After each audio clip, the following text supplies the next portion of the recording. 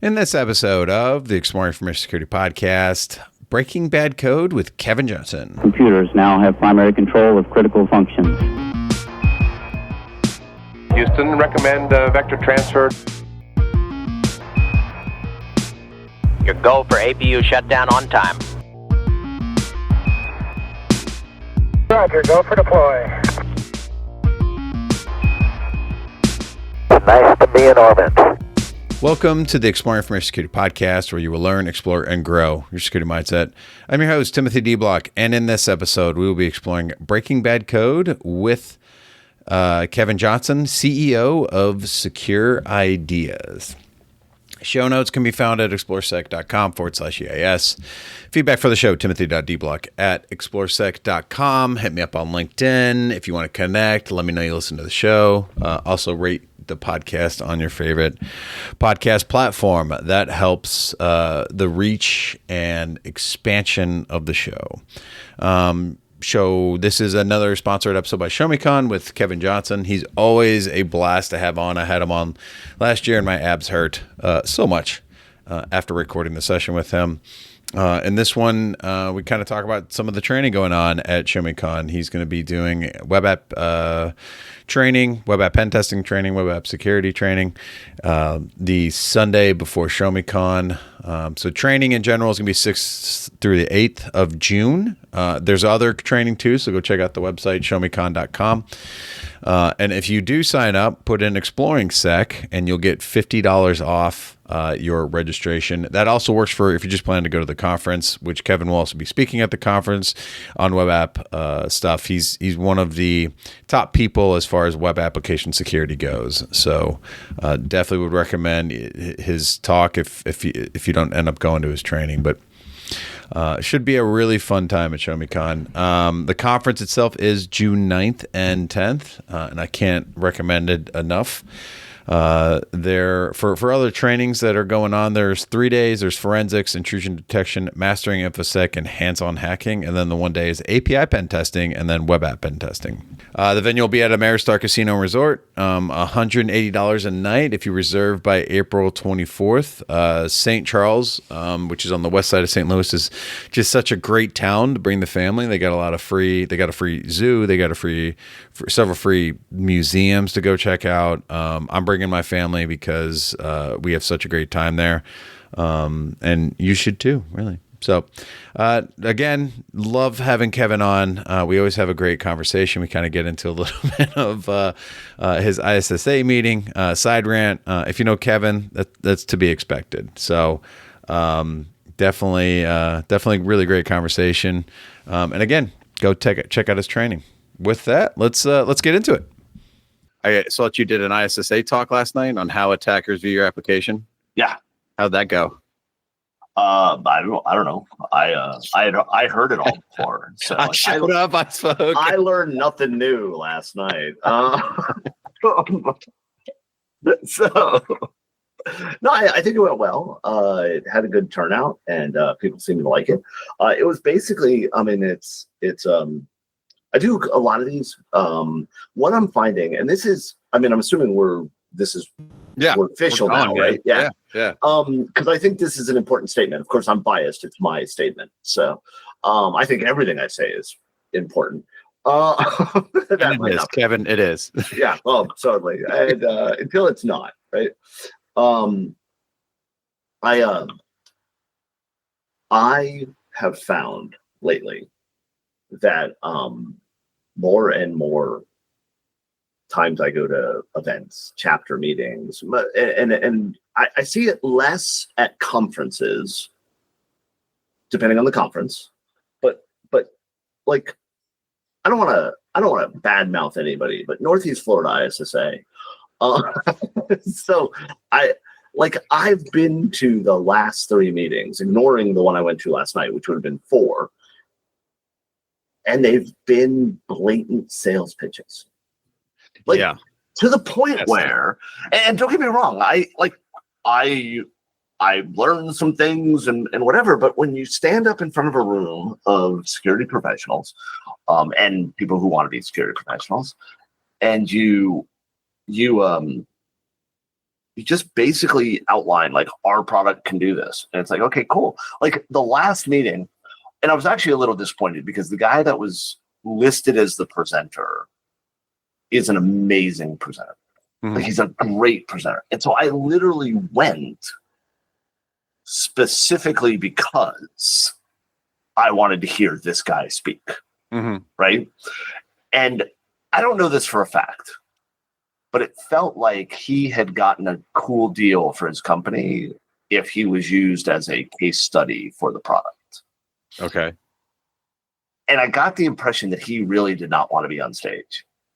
Really? Because he sat there and the presenter, the other guy presenting, which was the vendor, would say something. And then he'd go, and Timothy, what do you think? I'm going to use your name.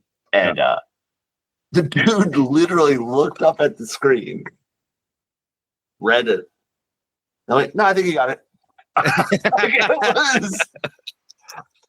It felt like, and I don't know this for a fact. For a fact, and I haven't seen the guy since to ask him. And like, I want to be clear. I like this guy. He presents well. I love seeing him speak. So this was more of a disappointment, but it felt like, I don't know if you ever read, there's this subreddit called Malicious Compliance, right? And it's basically like, my boss told me to write down everything I did, so I gave him a notebook of everything like that kind of malicious compliance type thing. And that's what this felt like. Like, okay, well, we had a contract that says I would be your case study, but dang it, I don't want to be. I don't have to be enthusiastic about it. Right. And the worst part was, for me, on one hand, the guy that was the listed presenter is a dude I know that does an amazing job, great work, and I was really looking forward to that. And on the other side, the vendor is a vendor I know, and I love their product, and I love what they do, and I every aspect of this talk should have been, oh man, this is going to be awesome. And instead, like, we got to the end of the talk, and I literally, and I know how much of a rude jerk this makes me. But I raised they were like, do you have any questions? And I raised my hand. I said, yeah, this was a great sales pitch. Can you give us a price? The guy, like the vendor, was like, what do you mean? Like, I think I said it pretty clearly. This was a great sales pitch. Yeah. Could we get a price? Yeah. We've had the demo, which is usually what it takes to get the price, right? Right. Like, that's all. Like, come on, man. Yeah, I mean, I used to say up in Nashville is the same way. It's definitely like more vendors coming and talking about. Shouldn't be, and that's the point, right? Like, and so last night, I gave a talk. I'm a vendor. I sell consulting. You want to be a pen? You want to buy a pen test? Call me. We'll do the best pen test you'll ever have. But that isn't what those talks are supposed to be. Like, in my mind, and this is something, I mean, for 15 years, we've run Secure Ideas this way. And for 3.5 years before that, I was at Guardians running, doing the same thing there. Is our job is to showcase our expertise and teach people stuff. And if that happens to bring us sales, that's awesome. Yeah. But that, if you get on stage, that should be your mantra. I'm here to showcase my expertise and teach people something. And if people walk out of the room and they did not learn something, then I failed at what I was supposed to do. And that, to me, should be, and bluntly, I feel like it's my mission in life to just call these vendors out when I'm at an event. And so I know you asked me how the thing went, and I'm sure you did not expect a long rambling rant about sales. No, your name's Kevin Johnson, so I totally expected. You expected a rant, right? Yeah, I'm just gonna throw something, and here we go. Yeah, I feel like we as an industry, and I want to be clear, I'm well aware this is not a security only problem, right? InfoSec is not the only industry that has a problem, but damn it, this is the industry I'm in, and we should, and I mean, there's amazing people who do amazing presentations. James McQuiggan came up to attend the talk last night. We went to dinner afterwards. He does an amazing job. He works at Nova4, and he does an amazing job at presenting. And like, there's so many people who are brand new to the industry, people who are not, that could give. I just don't understand why we're stuck listening to the head of marketing tell you about this deep dive technical stuff that it's obvious and I'm not saying they don't understand the thing they're presenting. It's obvious they don't believe that their job is to educate. They believe their job is to sell or generate leads or whatever. Well, I mean, was this a pretty big company? Because I feel like sometimes the marketing can overtake. Like, don't mess with our slides. You're going to present these slides. You're going to go read. And don't do it. Slides. Yeah. Then don't do it. And no, it wasn't a big company. This was a smaller company. And like, that's why I say, like, I love their product. I love their stuff. I'm trying not to badmouth a particular organization. And not because I'm polite, just because I really do like their stuff. But here's the thing, right? Like, as the lead of the chapter, you should stop that. Mm-hmm. Right? Like, and I've done it. I was the OWASP chapter lead here in Jacksonville for a while. And I have stopped presentations mid-presentation and said, hey, dude, this is going into sales pitch territory. That's not what you're supposed to do. Yeah. Swap or get down. Right? Yeah. Like, do it. Now, that's easier for me because, you know, as we all know, I'm a jerk. I'm trying not to curse on your podcast.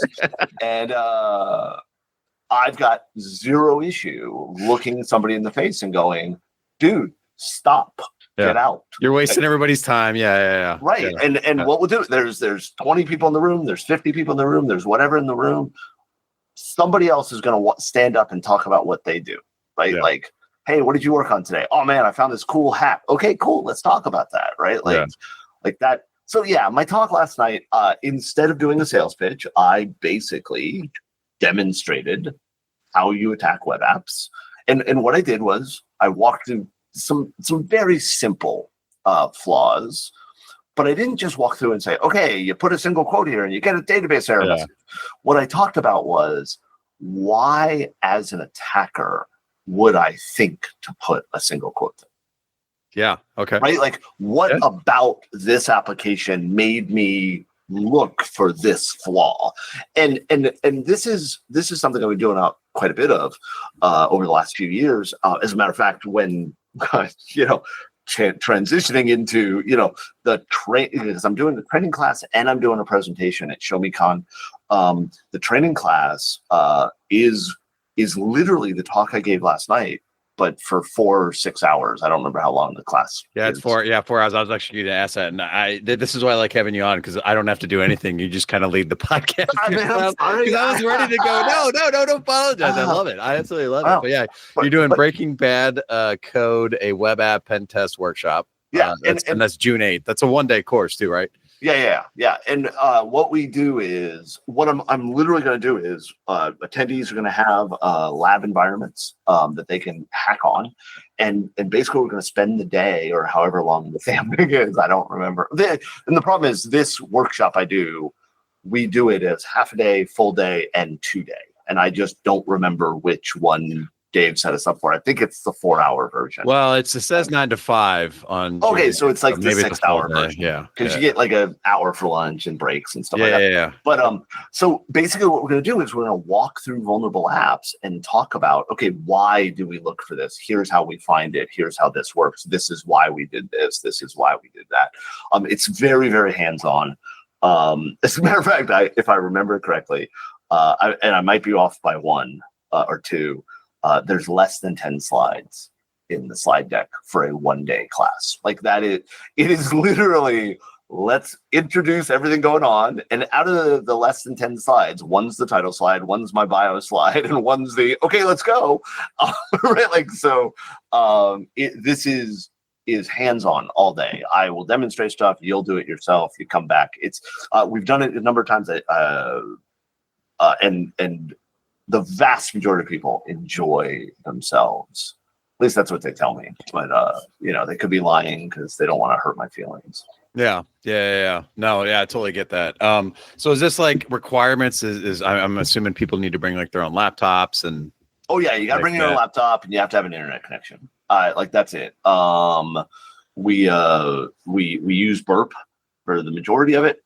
And we go through and do, like what we're playing around with. It I don't know. It's a fun class. Yeah. I like teaching it. Well, you're using, I thought I read Samurai WTF, which I've been out of the AppSec space for a little bit, but man, that was what got me started, and I Wow, really like okay. that product. Yeah. Thank you. Yeah. We've done a lot. Matter of fact, we're about to release the latest version of it if it hasn't already been put out. We have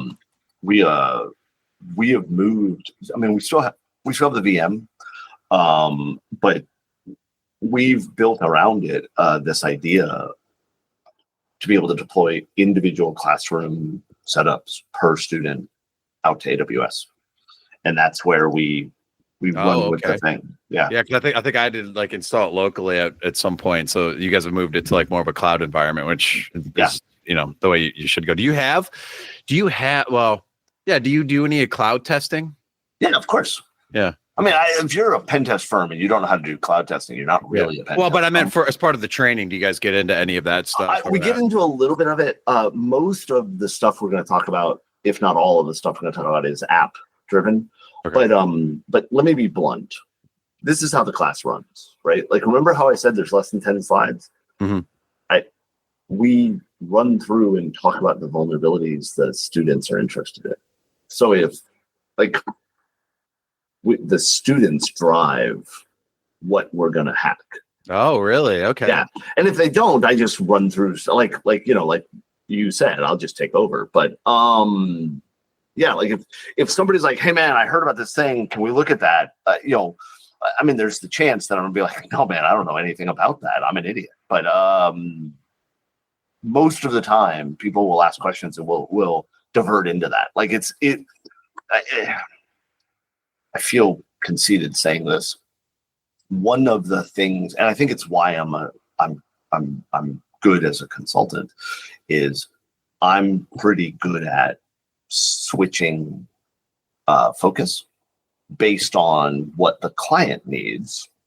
And so the students are the client in this case, right? And so what I end up doing is like, okay, what are you worried about? And literally in these classes, we have students that'll say to us like, oh man, we just got a test of our application and they told us about this vulnerability and I don't understand how they found it. Can we focus on that? It's like, you know what? Yes, we can. And the class has I think we have 9 different vulnerable apps that we play with that are available. So we can pretty much shift into whatever type. We've got APIs we can hack. We can do, you know what I mean? Like, so all of that kind of stuff. The only thing that we don't do in this class are like mobile apps and thick client apps. While we have materials to teach those, this class does not, and that's mainly because of the client setup that you have to do to get those.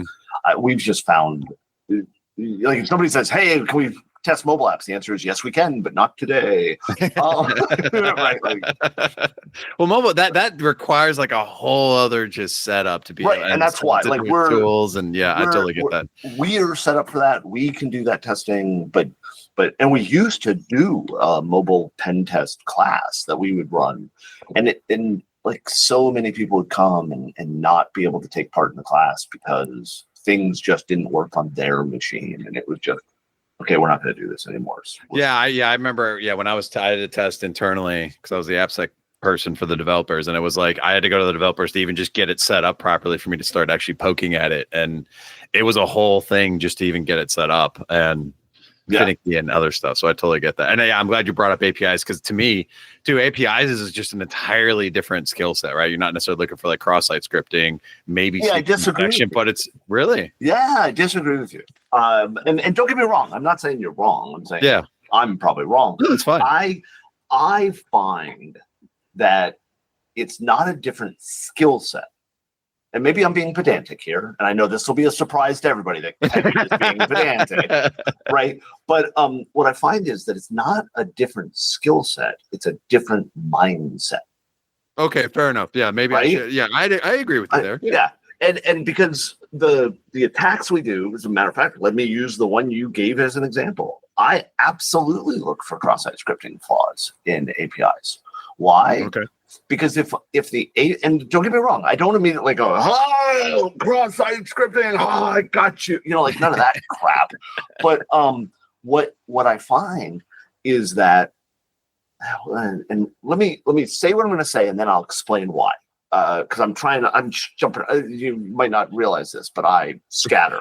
But so what I find is their APIs are often a delivery mechanism for your exploit payload against a cross-site scripting flaw. So I am going to test the API to see if I can leverage it to deliver a client-side payload, right? But this goes back to the thing, and I want to be clear. Do you prefer Tim or Timothy? Tim's fine. Okay, I thought so, but I keep seeing Timothy down in the lower left corner. So yeah, that's a whole. A lot of people ask it because I get called Timothy a lot, and I'm like, to me it just looks more symmetrical with my last name, so it's just a weird little nuance. But also when I go into companies, everybody else wants to be Tim, so I never, and they get each other's mail all the time. Those jerks. Yeah, well, I don't get it because I go by Timothy, and nobody ever goes by Timothy because they hate it. That makes sense. Okay, cool. I felt like I should ask. So, and I want to be clear. I think that you do this. We've talked before. I think you understand this idea is that our job as penetration testers, our job as consultants is not to find the cool hack, but to better understand what the risk is to the company.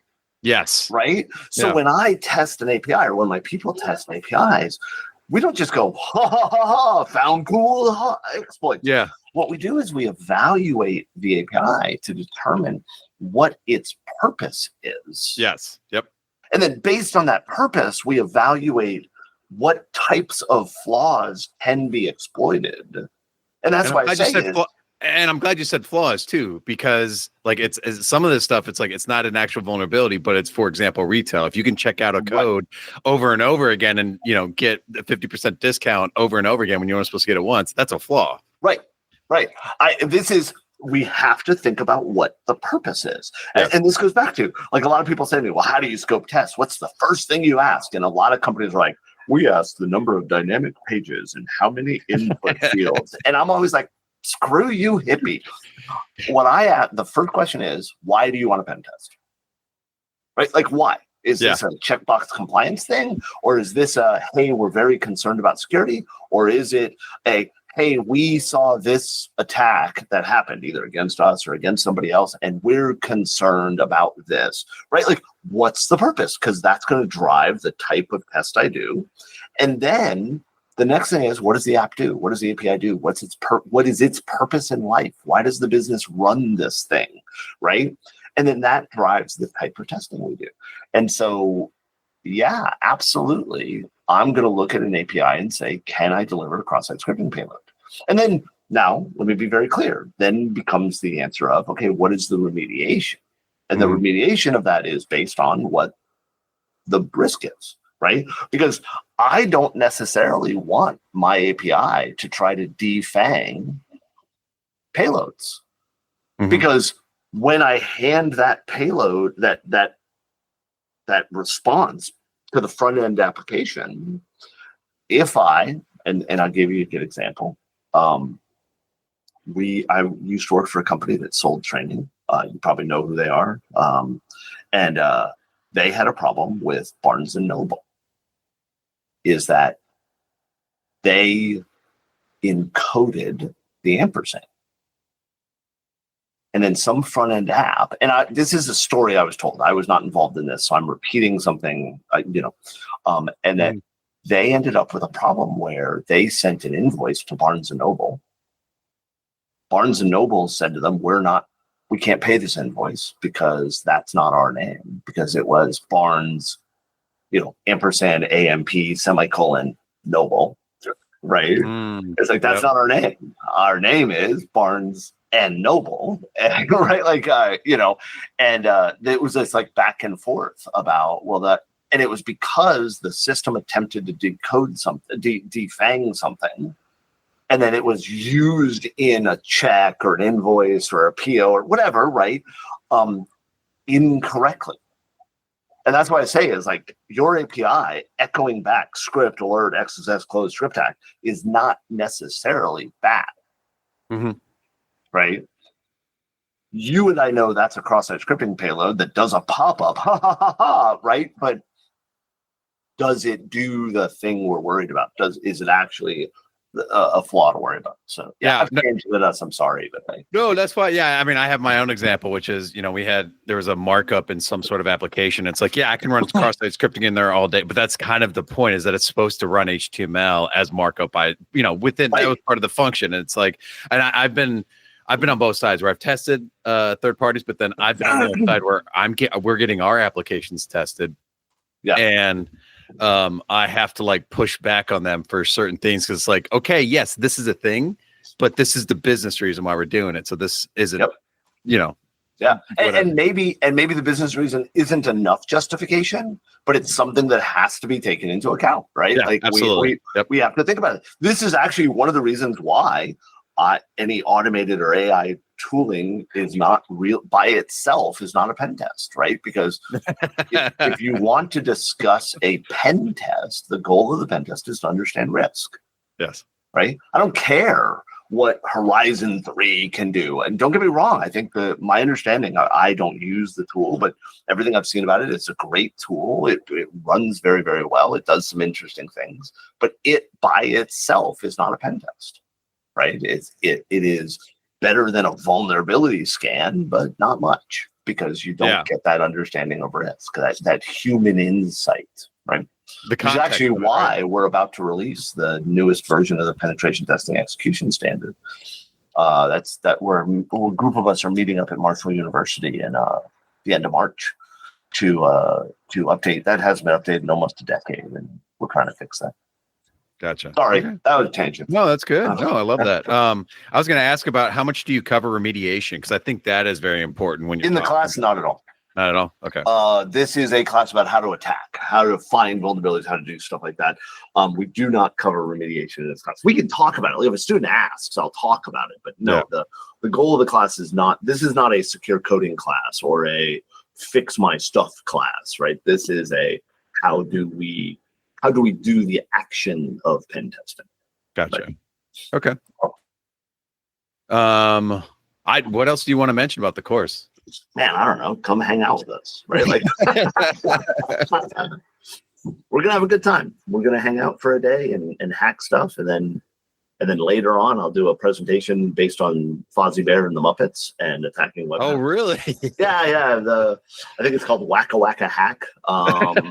So it's a fun little talk. I'll be wearing a Muppet shirt, I'm sure. Are you? Okay. Okay. Yeah. And this is this is actually at ShowMeCon. So yeah. So I'll do the training the day before the event itself, and then we'll also have a booth there. So if you want to come hang out and get cool swag. You guys are always there. You have great interaction, and we try. This is actually our 15th anniversary of the company. August is. So we're doing a whole bunch of cool anniversary type stuff. We're giving away some swag. We got a challenge coin that has a cool challenge on it. Like it's an actual challenge coin. And really? So it's got like something that you can go, I guess, do or decipher. Yep. And then it's got a prize at the end of the year. Oh, at the end of the year? Yep. Is it going to take people that long, or you're just? I don't know. I didn't build it. I like that. Yeah, you guys always have some of the great stuff. I think we've talked previously on the podcast about copyright stuff and. The professional evil is a pretty popular phrase. We've only had to do, what was it, 3 cease and desists? Only 3. Okay. In 15 years, I think that's pretty good. That's probably pretty good. We try very hard not to do cease and desists. Like our goal is that if somebody wants to use the phrase professional evil, like just credit us, right? Like that type of thing. But don't use it as your own slogan. Oh, so you're saying you're sending out the cease and desist? Yes. For that. Oh, okay. Yeah. I guess you kind of have to watch that. Well, it's required, right? If you have a trademark and you don't maintain it, you lose it, or you can lose it. Like that's Gotcha. Yeah, that actually makes me think I probably should trademark set because I haven't done that yet. Yeah, it's a fun little process. USPTO. Gotcha. All right. Anything else you want to mention? How excited are you for ShowMeCon? I think that's an unfair question. ShowMeCon is one of my favorite conferences. I've always loved ShowMeCon. I don't think I've ever missed. After my first one I went to, which was not the first one, right? Yeah, no, I love ShowMeCon. We go every year. This is like we don't even like when Dave told us he was bringing it back. I was having there's a couple of us having dinner with him and Dan, and he's like, yeah, I'm thinking about next year running it again. And we're like, done. Tell us, like, where do we send the check? What do we do? So yeah. I mean, the only thing I could say is like, hey, come buy a pen test from Security. I don't know. I don't know what to say. I get it. Cool. Yeah, cool, man. I hope I enjoyed being on here. No, I love having you on. I laugh a lot. My abs hurt afterwards because good. That's my goal. We laughed so much. I feel a lot like we're a little bit kindred spirits because I'm definitely one of those people the same way. Like I'll tell people like exactly like, hey, we got to no, we can't be doing this or be right. Yeah, right? Do the right thing. Yeah, exactly. That's the biggest thing too, right? Just do the right thing. I love what you said about presenting too. Is like you're up there to train other people, not to necessarily do a sales pitch. I say all the time. I was taught that we stand on the shoulders of giants, but there is a second part to that phrase, and I don't know that the second part actually exists, or if I made it up, or if somebody else made it up, and I'm repeating it. But the part that I feel like people forget is we stand on the shoulder of giants. But we have to remember that we are the shoulders others stand on. That is, I haven't heard that before, but I love that. Yeah, like we aren't the end. If we're the end, then we've got bigger problems. But right, like the goal is to be that set of shoulders, and if you can't be that set of shoulders, get off. Yeah, my beard was a different color about 10 years ago. So I'm self-aware that I'm shifting into that older because I'm looking at some of the people I'm working with who are in the field and I'm trying to guide them and they're like, screw you, I'm going to go do this. And I'm like, all right. Because I was kind of that person at one point too. I did the same thing. So I'll be here to help you when you find the mistake I made, right? Because I know I made the same mistake. So, exactly. Yeah, no, I love that. All right, Kevin. Well, thank you for coming on. Awesome, man. Thank you for having me.